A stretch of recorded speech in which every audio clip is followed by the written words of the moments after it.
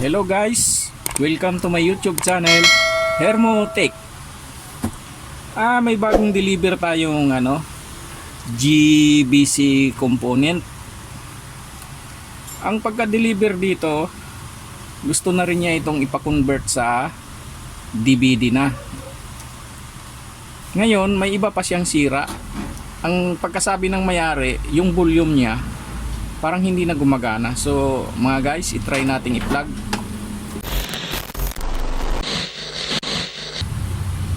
Ano ang naging problem niya? So ayan na guys, umiilaw na siya. So i-press natin yung, so ayan na siya. So subukan nating pihitin yung volume. So ayan siya mga guys, parang hirap siyang ma-adjust. So yan ang kinukumpli ng may-ari. Hirap siyang i-adjust. Parang ayan, nag-a-adjust siya pero hindi masyado. Parang nag-i-steady lang siya. So ang pagkasabi niya ay gagawin na rin daw itong DVD. So yan ang ituturo ko sa inyo ngayon, at saka kung paano to solusyonan itong volume niya na hindi na gumagalaw kahit anong pihit mo. Nag-i-steady lang siya parang nagbi-blink lang siya. Ayan So mga guys, bubuksan na natin.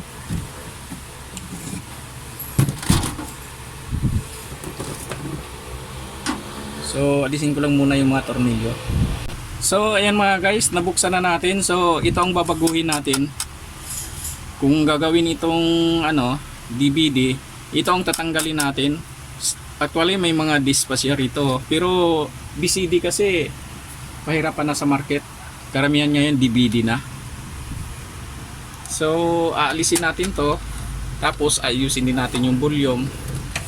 Itong DVD disc nya, BCD pala. So ito ang babaguhin natin.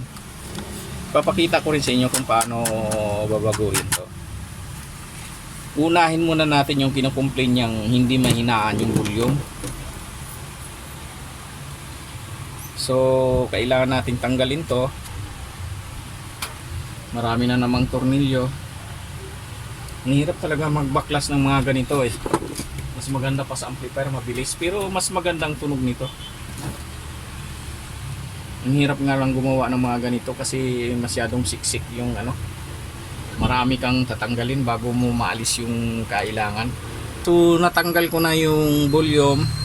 So nakita nyo naman, kailangan talagang kalasin. So ang daming kakalasin bago siya matanggal. So ang gagawin natin dito, i-try nating buksan tapos linisin yung mga kontak niya. Minsan naglulus kontak lang ito sa loob. So kailangan nating tanggalin yung takip niya para makita yung loob. Minsan naglulus lang ito So pagka hindi makuha dito, maaaring may problema sa system niya. So palagay ko dito lang So kung may remote sana ito, baka maaaring gumana pa sa remote yung volume niya. Dahil pagkasabi sa akin, wala na siyang remote So bubuksan natin. Ayan, kung nakikita nyo, ayan yung mga kontak niya yan. Yung mga kontak niya, yan, kailangan nating linisin yan.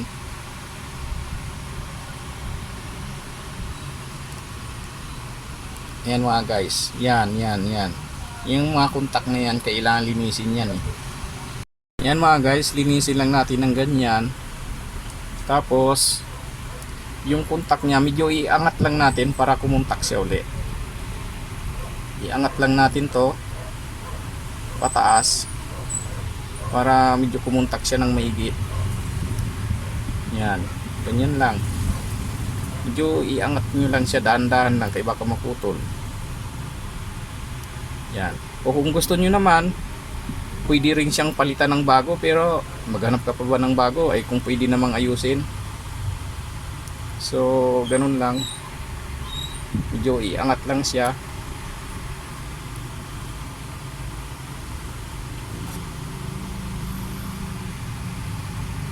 ganyan, tulak lang ng konti kasi minsan hindi na siya kumukontak eh.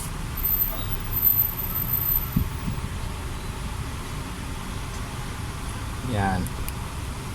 So pagkatapos nun, ito medyo lilinisin natin. Ito medyo may langis eh, so kailangan nating linisin yung ano niya, mga kontak niya. Ano lang, thinner o kaya kung alcohol kasi medyo grounded eh, thinner na lang, linisin nyo lang siya ng ganyan.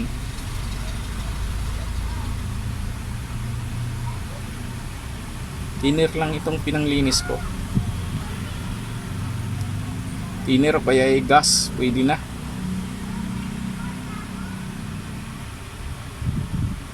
Ganyan siya. Kasi itong mga kontak na ito yung nagpaano sa kanya eh, para ito yung nagtitrigger sa kanya para magkaroon siya ng volume.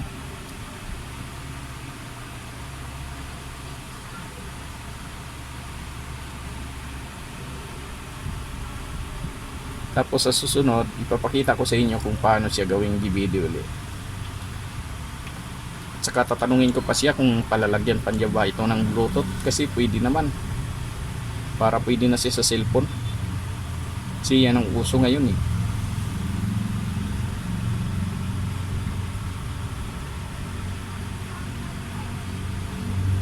So ayan mga guys, medyo pwede na natin ibalik. So ayan mga guys, naibalik ko na yung volume. So susubukan natin kung gagana. Hindi ko na pinakita sa inyo, pero pinakita ko na kanina kung paano siya ayusin.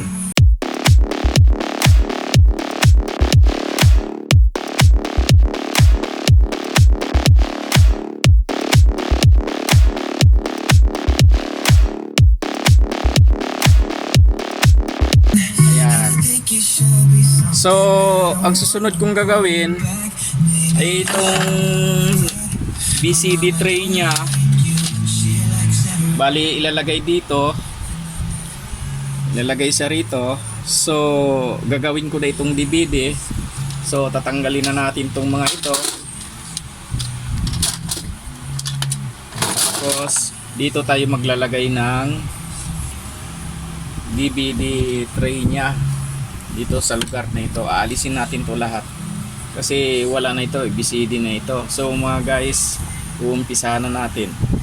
Tanggal ko na yung BCD lens nya. So hindi na rin natin magamit ito dahil sa DVD na ngayon. So ito yung module nya, DVD module. So wala tayong ibang gagawin dito kundi dispose na ito, itong mga ano nya. So i-dispose na natin to. Tapos dito guys, nailagay ko na yung DVD tray nya saka yung module. Hindi ko na pinakita kung paano paglagay kasi hahaba yung video natin. Ipaliwanag ko lang sa inyo. Medyo ano nyo lang dito, gagrinderin nyo lang yung plastic nya, tapos lagyan, unang-una lagyan nyo muna ng plywood. Ayan, nakikita nyo yung plywood nya. Tapos saka nyo i-screw yung DVD tray. Tapos yung module naman, maglalagay kayo rito ng pinaka plate nya para madali lang siyang i-screw. So pag in-screw mo rito, didikit na rin yung module nya.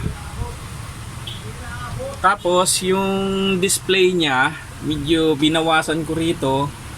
Tapos ito yung display nya. Tapos itong isang display sa Bluetooth ito eh. Kasi ang sabi ng may-ari, nagre-request siya kung pwedeng lagyan ng Bluetooth. So ito na, pati yung sensor ng remote nandito na rin. So pwede na ring remote ito.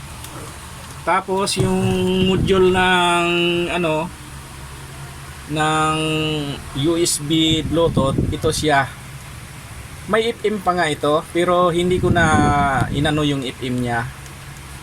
Hindi ko na kinabit kasi gumagana naman ng FM ng component, mas maganda ang reception nya. Tapos naglagay ako rito ng mga relay para mag-trigger sa system nitong component.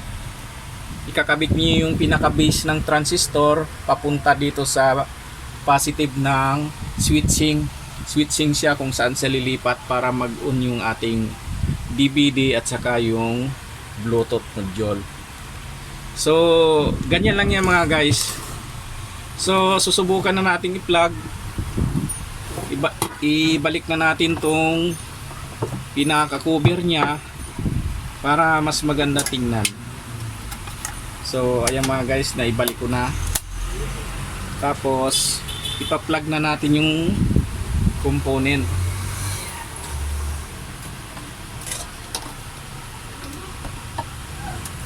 So ayan mga guys, nagpa-power na siya. So unang-unan muna natin testingin yung FM nya. So ayan, nagro-rolling pa siya. So ayan yung FM nya. Yung FM nya okay pa naman, gumagana. Tapos ang susunod nating titistingin yung DVD nya. So pipinutin nyo lang sa auxiliary ko siya kinabit para mag-trigger yung relay at mag-on yung ating mga display. So ayan, pinindot ko na mga guys. O ayan, nag-on na rin yung ating display kasi yung system nakakabit ito doon sa relay sa base ng transistor para sa relay para mag-activate yung power dito sa ating DVD at saka sa USB saka sa Bluetooth na rin niya. So lalagyan natin ng i-connect natin dito sa monitor kung gagana siya para makita yung gumagana talaga. DVD na ito mga guys, DVD na. So i-on natin yung TV. Tapos ikukunik ko sa likod yung jack. Kakabit natin sa video.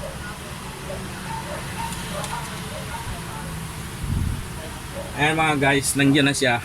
Actually MIDI ito eh. MIDI itong nilagay ko, pwedeng pag video key ito. Pwede kayong mag-video key rito kasi MIDI siya.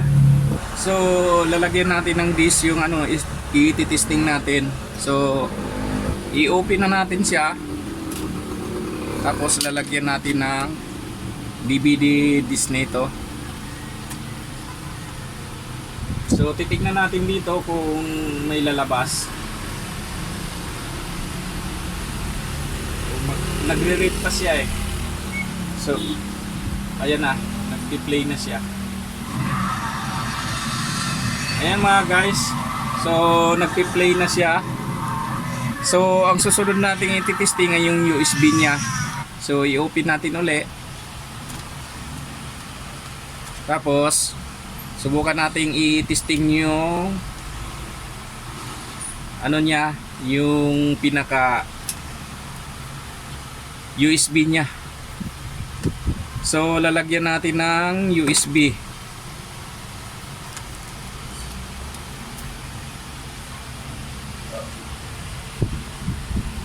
Yan mga guys, nagpa-plus na siya.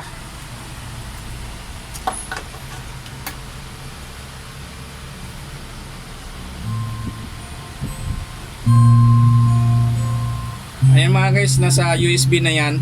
Nagpa-plus na yung pinakaano niya. Yung pinakalit niya, nagkikislap-kislap na.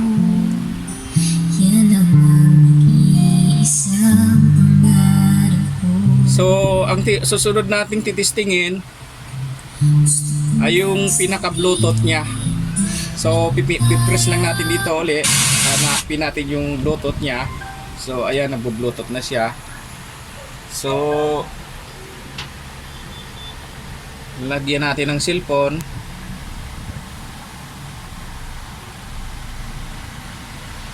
So, i-play natin yung mga music dito. Ayan mga guys, naka-Bluetooth na siya. Andito na siya sa cellphone.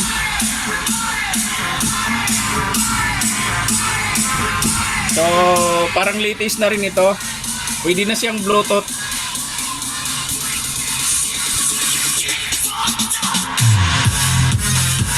So, ayan mga guys. So, sana nakatulong ako sa inyo. yung video na ito para yung mga viewers natin na hindi technician malalaman nila na pwede pa palang i-upgrade ito para hindi na sila, kasi mga original itong mga component na ganito sa mga technician alam na nila ito, sa mga viewers lang na hindi technician. So sana nakatulong sa inyo yung video na alam na pala na pwedeng i-upgrade ito. So yun lang guys, at maraming salamat sa inyo, at please like and subscribe to my YouTube channel for more upcoming videos. Thank you.